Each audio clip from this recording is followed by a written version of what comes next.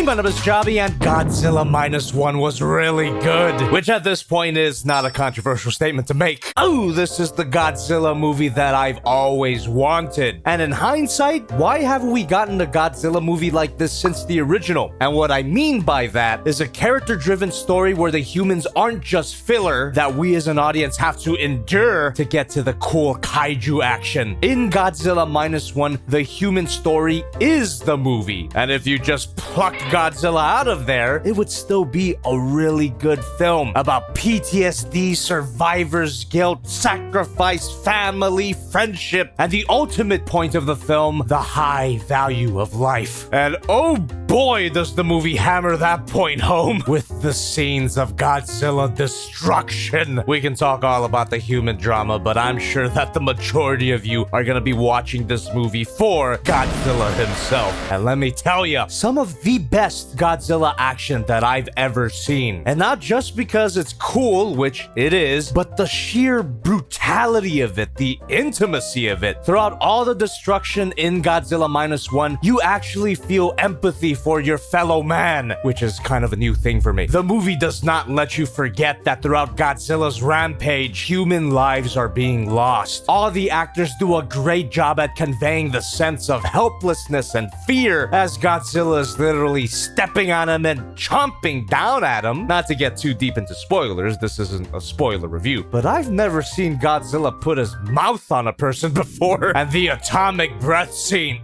oh, made me tear up, not gonna lie.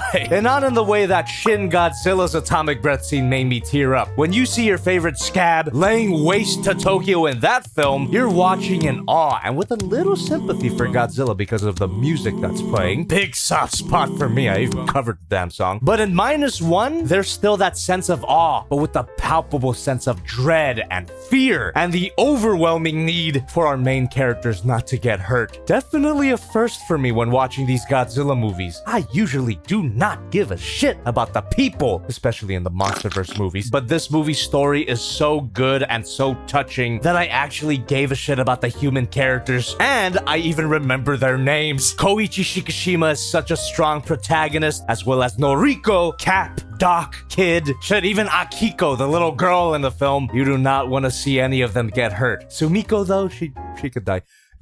She gets better. If you told me to name the characters in any MonsterVerse movie, hell, even in Shin Godzilla or even the original, I would not be able to tell you. Except Serizawa. He's got an eye patch. How could I not remember him? And design-wise, Godzilla looks so cool. He's pretty much the embodiment of what a classic Godzilla should be. Combine that with a few elements of the MonsterVerse design and pure hatred in his eyes. Jesus, this Godzilla's a freaking asshole. I absolutely love it. You bet your ass I'm gonna get some Minus One figures, including that one. And on the topic of music, the score for Minus One is fantastic. When you hear that original theme full blast in the theater, at the moment that they play it, one of the great joys about watching a Japanese Godzilla movie, they actually can use the full, unadulterated Godzilla theme. None of the half-hearted stuff of the American version. And the music outside of the main theme is really effective as well. There's a particular track that always gets to me, which I probably can't play because of copyright. And something I loved about Minus One compared to the other Godzilla movies I've seen, the story is so focused. There aren't multiple subplots going on at once. It's focused on a main character, and all the characters support his story. You're never taken away from the main character to focus on another set of characters that you don't quite care about, but they have to be there to set up a third monster. Godzilla vs. Kong gives you a lot of time to actually give a shit about everybody. And that reminds me of something that might not be for everybody. This movie is highly emotional. There are many times in the movie that it is quite obvious that the director, Takashi Yamazaki, is clearly trying to play at your heartstrings, whether that be with the image of a child crying, highly charged dialogue about death and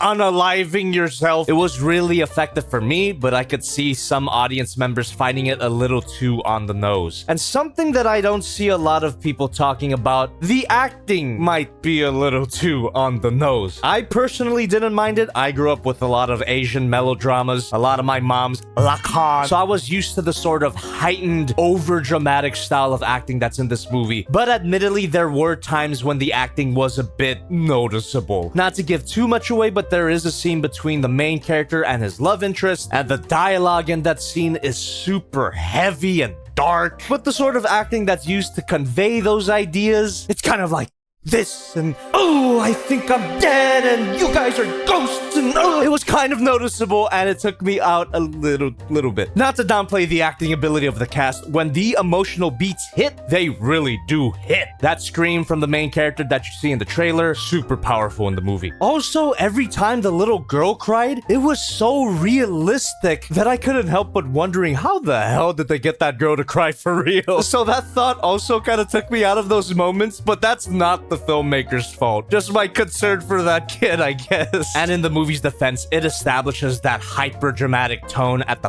first scene, so it lets you know up top what you're getting into. You have enough time to get used to it, which just seems like the majority of people who've seen this movie did. And I'm super happy that this movie is doing really well, both critically and financially. If Toho could give Takashi Yamazaki another Godzilla movie, I would be super down, and I hope that this shows other filmmakers that it's possible to make a monster movie where the monster isn't the only reason to watch it. And I hope it shows other studios that you don't have to spend a ridiculous amount of money to make a great film. It's a point that's been beaten to death at this point, but the movie was made for pennies compared to a lot of Hollywood productions that don't look half as good. Seriously, this movie looks fantastic. I'ma give this one a 9.5 out of 10. How would that translate into my incomprehensible grading scale?